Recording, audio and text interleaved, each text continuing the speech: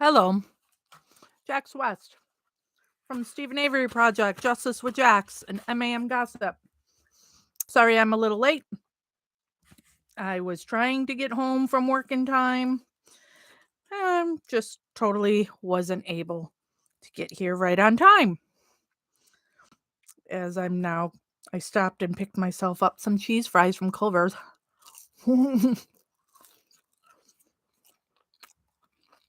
So you'll watch and hear me eat some cheese fries.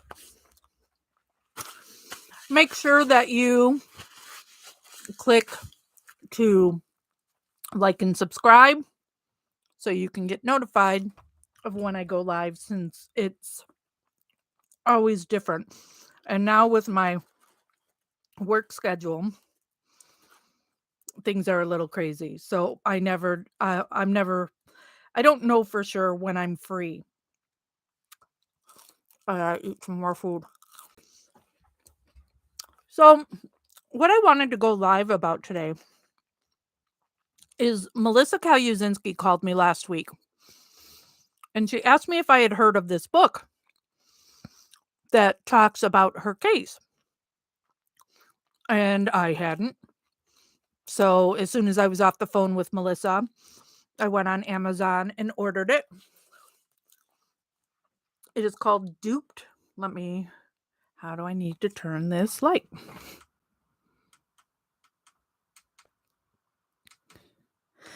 I guess that one you can kind of see it. So Duped, and says why innocent people confess and why we believe their confessions. It's by Saul Kassin, Kassin, PhD. And the only person on the cover that I recognize is Amanda Knox. I haven't read the book yet. I just got it on Saturday, but I just looked through the pages to see if I could find Melissa and Brendan, and I did. So I read the Melissa section. I've not read the Brendan one yet.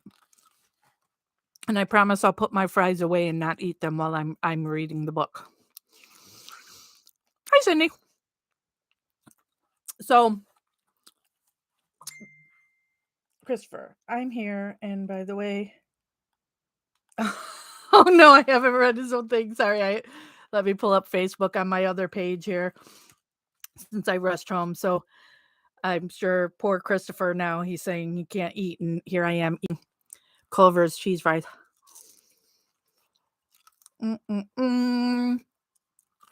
Hold on, Christopher. I'm pulling up your messages now so I can read it before I start reading the book. Let's go, Facebook.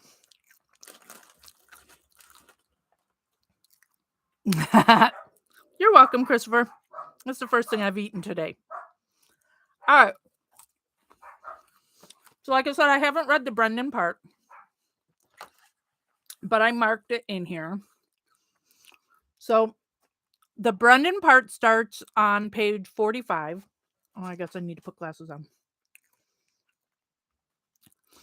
on. This is titled False Confessions in School. Parents Beware. Oh, hi, Kathy.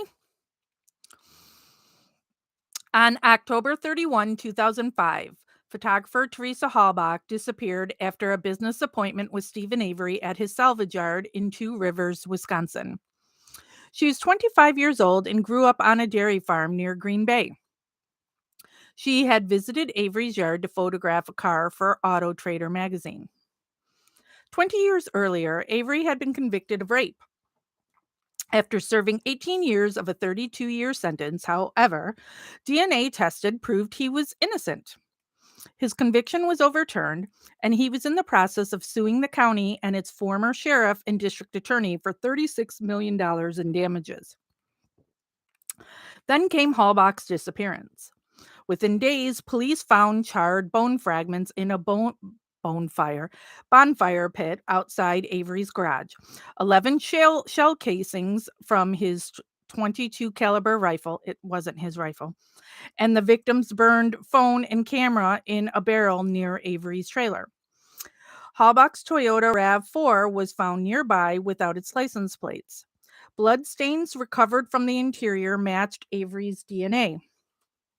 Avery was arrested and charged with Halbach's murder, kidnapping, and sexual assault, and mutilation of a corpse.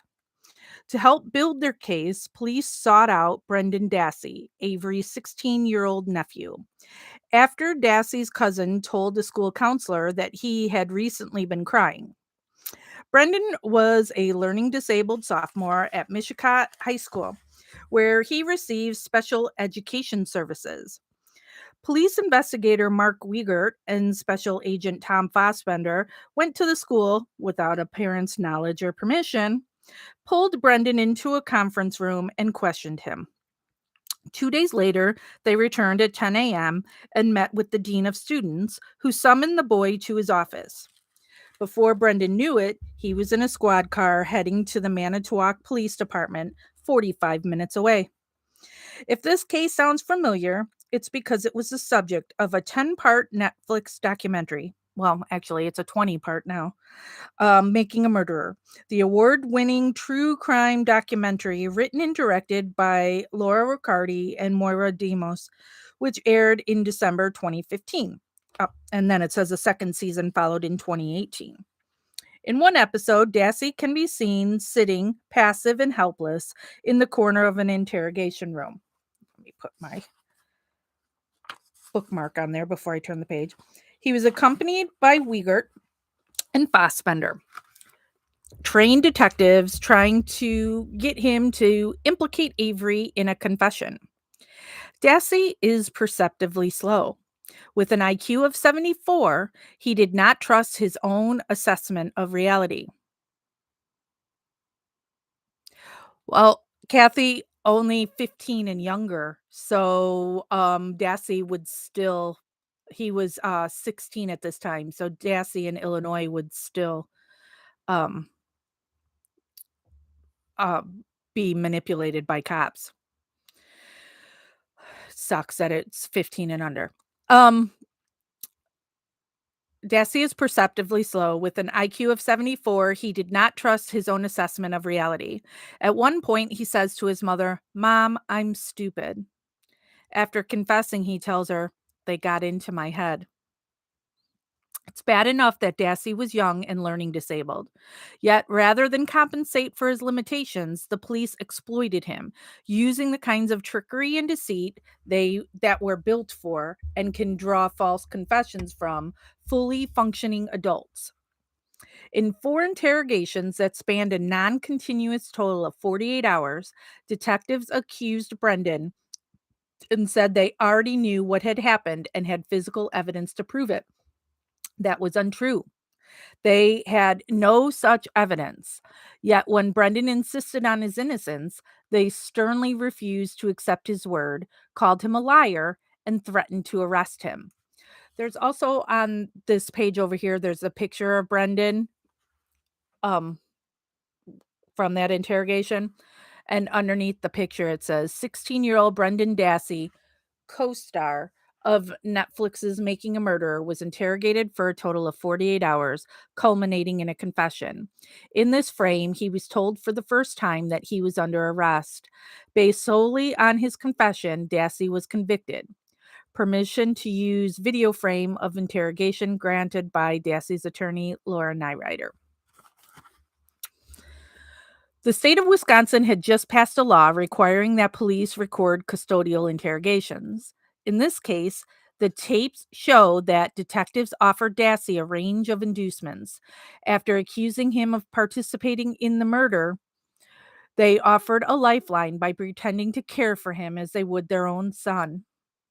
Using a tactic that the parent in me finds morally repugnant, Wiegert said, "I'm a father that has a kid your age. I promise I will not leave you high and dry." One can only imagine the psychological whiplash these alternating techniques can have on a person, especially one who is intellectually limited and under duress. This subterfuge set the stage for detectives to introduce calming minimization tactics. Feigning sympathy, they told Brendan that Avery, not he, was to blame. "It's not your fault. Remember that," they said. "You've done nothing wrong." Nothing wrong means what? Confess and all will be normal? Eventually, Dassey succumbed and said that he assisted Avery in the murder. Moments later, in a jaw dropping exchange that put on display how profoundly misled he was, Dassey asked whether he would get back to school in time for a project he had to present. Using trickery and deceit was all part of the interrogator playbook, with Fassbender and Wiegert using the infamous Reed technique, to be described later. These interrogations featured two adult professionals doing tag team battle with a child. Still, you may say to yourself, if that mismatch helps get a confession that exposes his guilt, solves a heinous crime, and gets justice for Teresa Halbach's family, so be it. So, did Fassbender and Wiegert get Brendan to describe the crime with accuracy and with detail that only a perpetrator could have known? Did they get Brendan to give a confession that led to other corroborating evidence? The the prosecutor in this case said yes, but not so fast. Brendan's narrative was riddled with factual errors. What's worse, Fassbender and Wiegert fed him information through a series of hints and leading questions. You can see it for yourself on the video recording. As in many proven false confession cases, Brendan merely parroted the details of a statement authored by investigators. Based on this confession, Dassey was convicted of first-degree murder and sentenced to life in prison. His appeals were denied. The Wisconsin Supreme Court would not review his case. Dassey's appeals attorneys then filed a federal habeas corpus petition. What is that? Sorry, there's some whistling. It's like, is it me or is it my dogs? Settling into motion a dizzying chain of events. A federal judge overturned Dassey's conviction in 2016, ruling that his confession was coerced. A three-judge panel later affirmed that ruling. But then, by a 4-3 vote, the Seventh Circuit reinstated his conviction. And in 2018, the U.S. Supreme Court declined to examine the case. In 2019, 5 days before Christmas, Wisconsin's Pardon Advisory Board denied a clemency petition, which was signed by 250 national experts. At least for now, and barring an extraordinary development, Dassey will remain incarcerated at least until 2048. And that is everything on Brendan. Hello, Mary, and by Kathy. All right, so now let me jump to where they talk about Melissa Calusinski's case. But first, I'm going to have another French fry or another bunch of fries before I start reading because I'm starving. Ready? Here we go. Mm-hmm.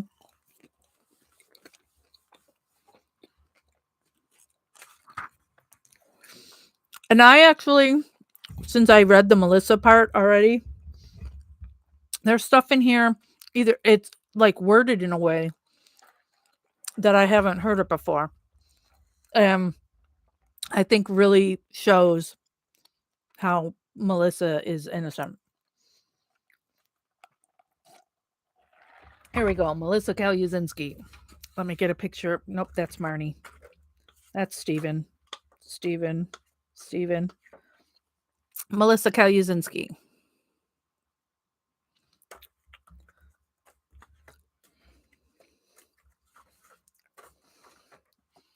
Melissa.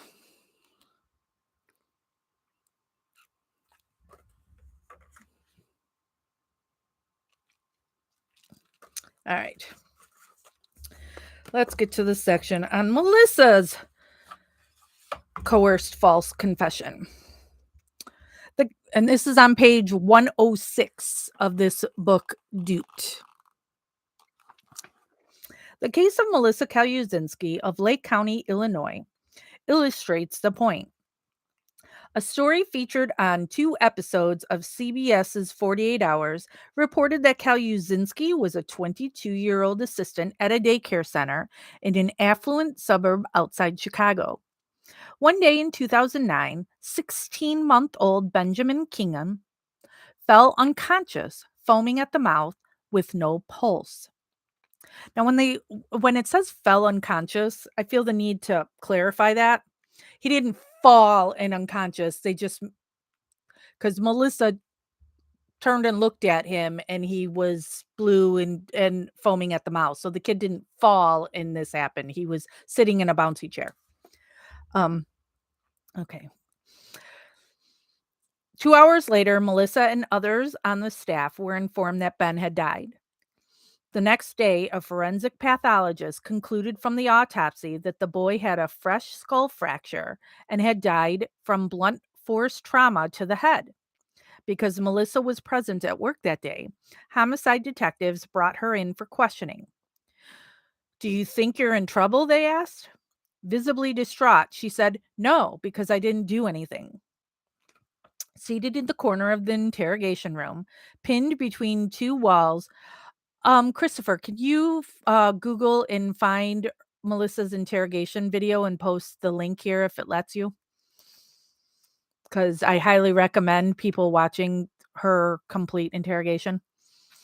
Now I have to find back where I was again. Pinned between 2 walls, 2 detectives, and a table, and cut off from any means of exit, Calusinski, a gentle soul who was slow, so just like Brendan, in school and never in trouble before, had no idea what she was in for. More than once, she told detectives she was claustrophobic. She used the word scared over and over again to describe her emotional state. None of that mattered. "We're not going anywhere until we get the facts here," she was told. As with Wesley Myers, it's not clear what Calusinski could have said or done to stop what happened next. Detectives asked if she would take a lie detector test. Without hesitation, she said yes. It would show she was telling the truth. "What about talking to other children in the class who can talk? Would that be a good idea?" Yes, again. Thank you, Christopher. "And what about talking to other teachers in the class?" Again, Kaluzinski showed no fear of incrimination. She showed no signs of a guilty conscience. Yet they plowed on. Over 70 times, yes, I counted, often while crying, Kaluzinski adamantly denied doing anything to harm the child. But her captors would not relent. "We're not going anywhere until we get to the bottom of this." She informed the detectives that Ben had been sick. This is the part I didn't hear all this before, and this let me read it first. Um, Earlier in the week, he threw up. The next day, he did not come in. On the day Ben died, she called for help as soon as she noticed that he was unconscious. None of what she said had any effect. I'll get into it at the end, I think. We'll see. But my anger's starting to boil. At various points, detective yelled at her, cursed, and slammed their fists on the table. Their interrogation was recorded. You can go see it for yourself. Thank you again, Christopher. None of this was a problem, argued the state's attorney's office. Kaluzinski was not even in custody. Really? Every time detectives left her alone in the room, they locked the door. If that is not a textbook criterion for custody, I don't know what is. Oh, she was free to go anytime she wanted, even though you're locked in. Detectives lowered the boom. This was a homicide. Ben's skull was fractured, and that's a medical certainty. Proof of homicide, they said, was definite, substantial, scientific. The only question to be resolved was whether it was an accident or intentional. Accidents happen every day, she was told. You're a good person. After telling Kalusinski that the facts contradicted her story, detectives deployed step 7 of the Reed technique, the alternative question. You're either a witness or a murderer. That's what it's coming down to, they said. Twice the detective suggested that Kalusinski could not trust her own memory. We've had incidents in which people just flat out black out. After 4 hours, Kalusinski, the witness, admitted that she saw Ben fall back and hit his head. At 6 hours, Kalusinski, the witness, admitted that she dropped him. An act of negligence, an accident. At 9 hours, after being warned that this was her last chance, Kalusinski confessed that she threw Ben to the ground in frustration, a script her interrogators had cultivated. The children had been acting up, they suggested to her, which was frustrating. And then in parentheses, it says frustration is a common minimized theme. She then became angry with Ben, a suggestion she picked up on, and threw him to the floor. She said she saw his head bounce. At 14 hours, for good measure, detectives handed Kalusinski a plastic doll to demonstrate. She dropped it. Not good enough, they said. Not hard enough to account for the child's injuries. Moments later, this time holding the doll with 2 hands, she dutifully reenacted how she slammed the boy to the ground. Game, set, match. Kalusinski had been broken down into a state of full compliance. I'm trying to make it sound right, she said at one point. I want to help you guys so much. Having fully surrendered in the final demand for a physical demonstration, Kalusinski asked how much longer it would take. Quote, because I just want to go home and spend time with my parents and my puppy. Unquote. Then she asked, is this going to be on my record? As detectives moved this young woman from 0 to 450 volts in 14 hours, she had no idea that she might not see the inside of her home ever again. Enter Dr. Thomas Rudd. I first became acquainted with this case while lecturing at the 2015 annual meeting of the American Academy of the Forensic Sciences. The meeting was held in Orlando, and the title of my presentation was Confessions in Context: Why Confessions Corrupt Forensic Perceptions and Judgments. Held in a hotel ballroom.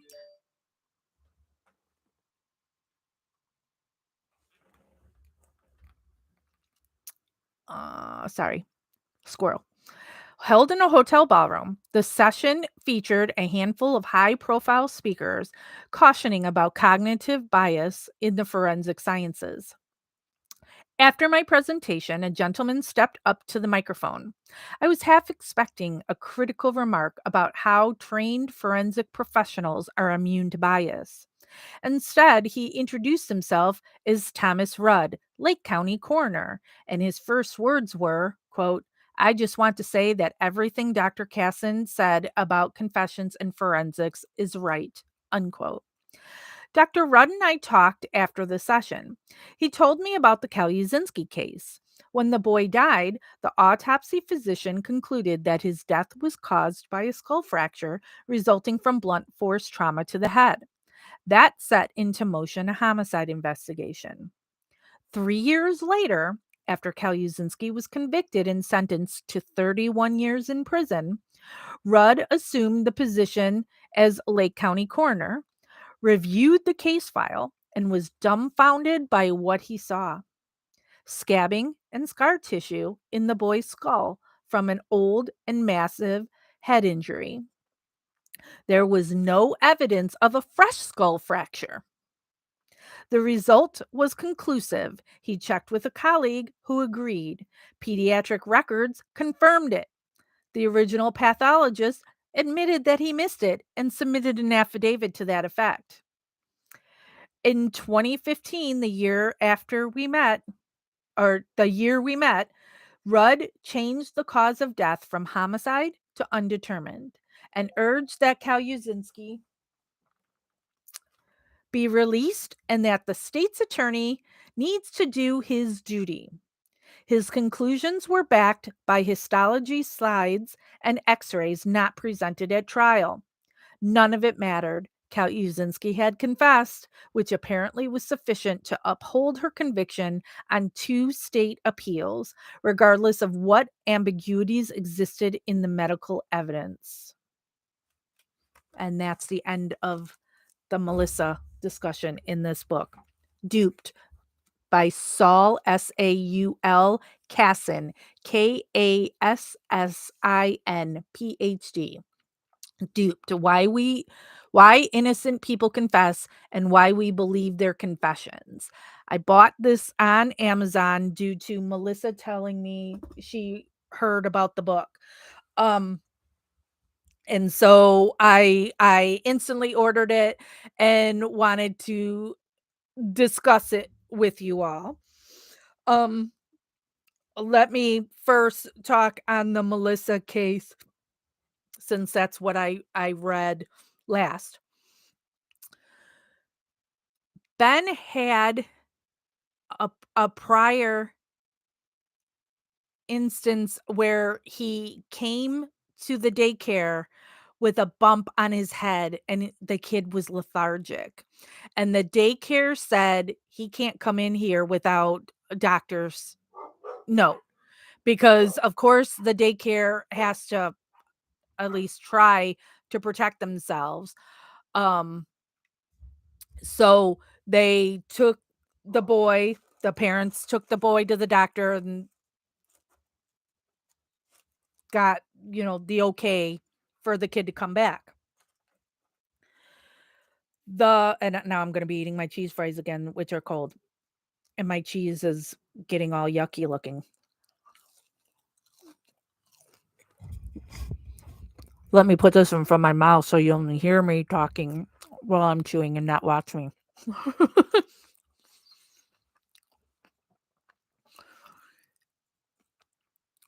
There was no fracture on Ben's head. There was no blood. There was no fracture. And when you look if you go to Justice with Jax on Facebook, the profile picture are the 2 x-rays that you can see.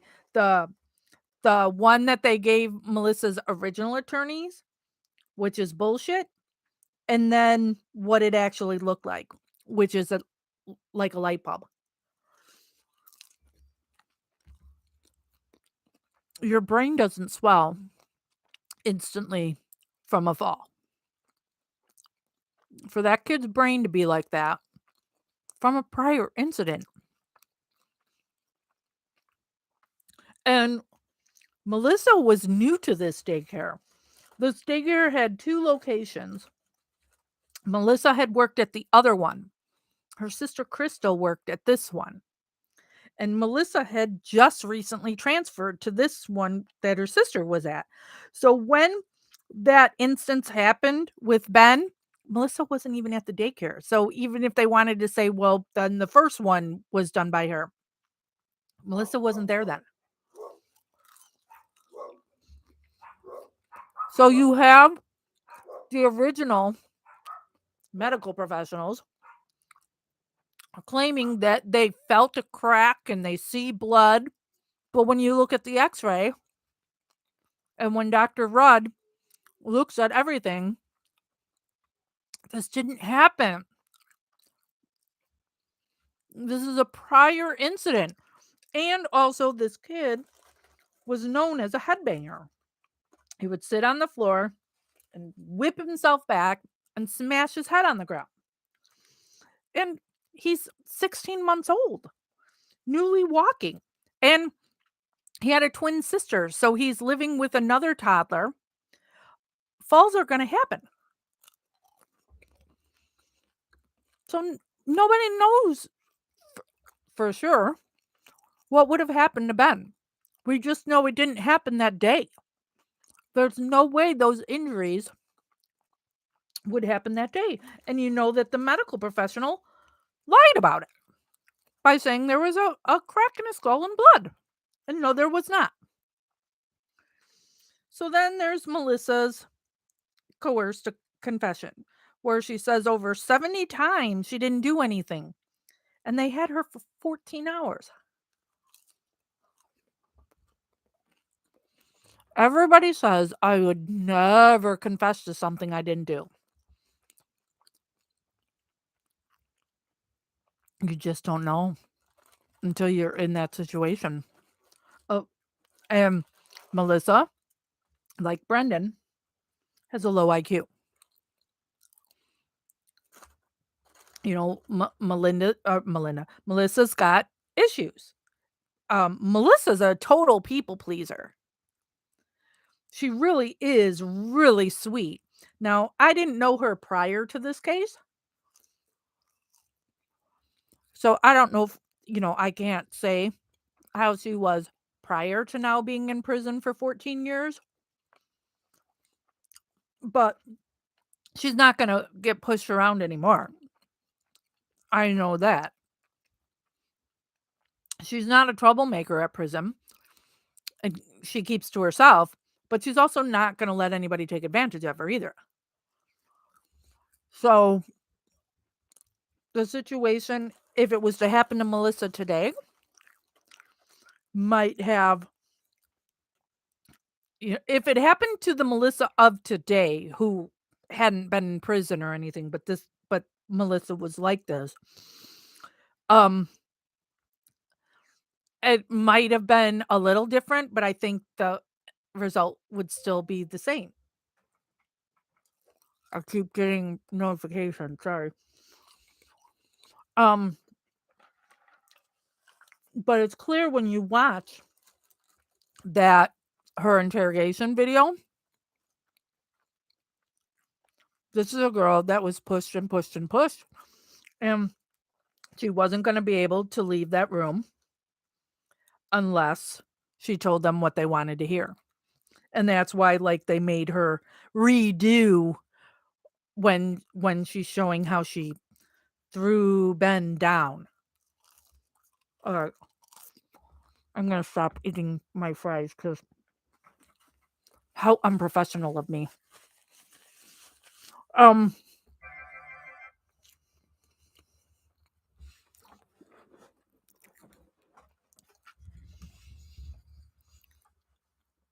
Melissa and Brendan are clear cases of people being manipulated by the read technique.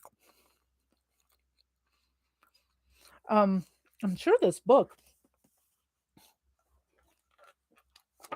doesn't even have a set.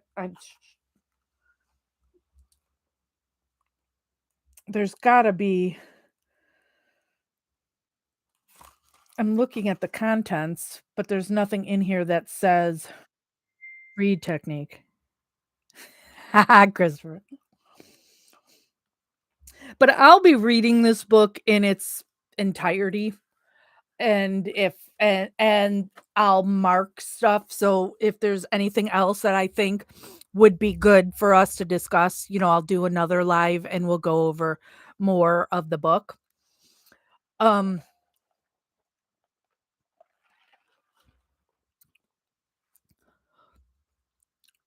Brendan was taken from school without his mom's knowledge or consent. While legal, it's still a dirtbag move to take a child out of school. I'm bothered by that. And here I go picking up my fries again. I'm going to lose my mind if you took my kid out of school without my knowledge or permission. I don't care if it's the cops. Nobody should be able to take my kid without me knowing. If you want to have a family member pick up your kid from school, you have to, let them know. So, why is a cop able to just do that? Um, these cases are why I wouldn't say I'm anti-cop, but they don't just get a blank check with me. And that because they're a cop, they're on some pedestal that they should be able to do whatever they want whenever they want. There's lots of bad cops, right? So I don't trust why you're taking my kid. No. Brendan's mom showed up there.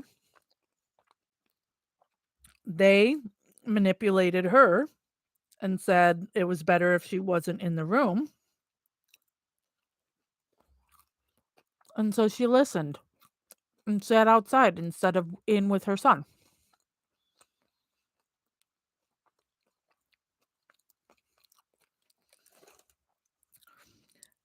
I'm bothered by that. Am I being a hypocrite? Is it a double standard?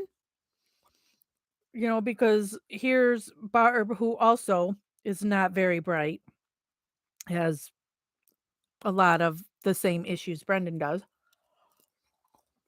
being manipulated by the cops into doing what they want. Yet I still blame her for not going in there with her son.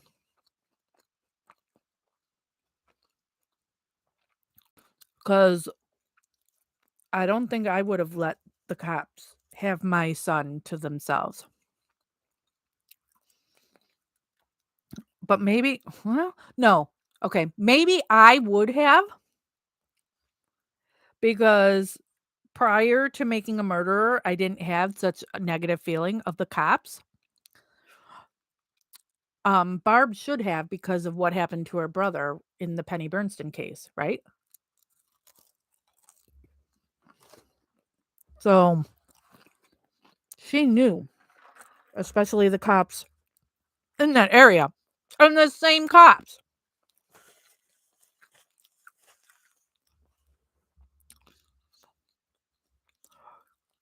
As Kathy Posner had said, here in Illinois, we now have a law, but they couldn't get it passed for 18 and younger. So it is 15 and younger. I think it should be, I, I I'm 51. I think it should be for 51-year-olds. Not that a parent should be with me. It should be an attorney. An attorney should be with you. But that, just like when we talk about cops and we saw what the Meow Meow Man did, and we see, what a predator Ken Sweaty Sweat Kratz is. If you're not rich and can't afford a good attorney, it's not going to help you either. But I'd rather take those chances than doing it alone. So the moral to every story is you don't talk without an attorney. You have to lawyer up. If you can't afford one, one will be provided to you. And maybe you hit the lottery and you get a public defender or somebody who has to do some pro bono work or whatever, that is doing it for the right reasons and wanting to help people who can't afford the big money defense. Don't talk to a cop without an attorney present. Doesn't mean you're guilty. Don't let them make you feel uncomfortable, and that if you um, ask for an attorney, it must mean you're guilty. Also, do not take a polygraph test. One, they're not conclusive. Two, they can just lie to you anyway and tell you you failed when you passed. So, a lie detector test, there's no reason to take one. It's not going to help you. It's only going to hurt you. So, lawyer, do not test.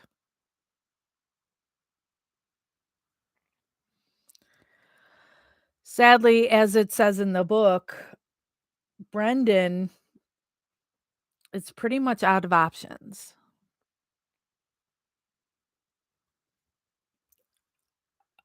And Melissa, we were supposed to be going to court before COVID hit. And then due to COVID, it was canceled. And I've heard nothing since then. And it's been what, 3 years now since that? 2 years? 3 years? Can't remember. It all blends together. Um, so just waiting on Melissa. 14 years she's been there. Melissa Calusinski, another case that I work on. Where are you, Melissa? Or Marnie? Of course, the last picture. There's Marnie. Marnie Yang. I'm gonna I said a while ago I was gonna do a live on her case because my husband's been editing together the clips of the different experts from her team. And so I want you guys to watch that, and I'll probably play them and we'll discuss throughout them too. Hopefully sometime this week I will get on and do that. I need to figure out my schedule for the week and when I'm free. But Marnie Yang, she's from the same county as Melissa Calusinski, Lake County, Illinois. A lot of the same players that got Melissa got Marnie, and she is another false confession. Her false confession is different than the other two, or is it? Because M- Marnie is really smart. She wouldn't come off to you like, somebody with a low IQ, and she doesn't have a low IQ. But since going to prison, it's now been discovered, I can't remember if it's Asperger's or autism. Um, so Marnie's got, her own thing going on, but she was coerced into a false confession, different than the other two, but it doesn't mean it wasn't a coerced confession. People will say, uh, um, it wasn't in a police department. It was at the Denny's restaurant. And she wasn't confessing to the cops. It was to her friend Christy Passion. But she knew Christy Passion had a wire. She knew Christy had just talked to the cops, and Christy had told her that the cops said they were going to be going after her son. Marnie was protecting her son. And she just figured, like many of us would have, I would have, there's no evidence. I didn't do this. The cops will get it all straightened out. So as she told her mother and her father on 2 different phone calls, she was going to make shit up. So they would look at her instead of her son. There are so many false confessions. And that is why waterboarding is not looked at as getting you the truth, because people are just going to say whatever they have to get themselves out of danger, to save their life. That's what Melissa and Brendan and Marnie did, trying to get themselves out of danger.